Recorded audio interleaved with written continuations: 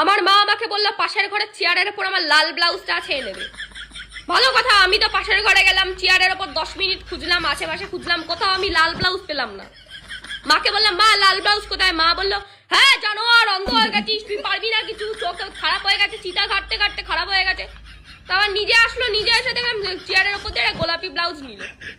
আমি বললাম এটা তো গোলাপি ব্লাউজ।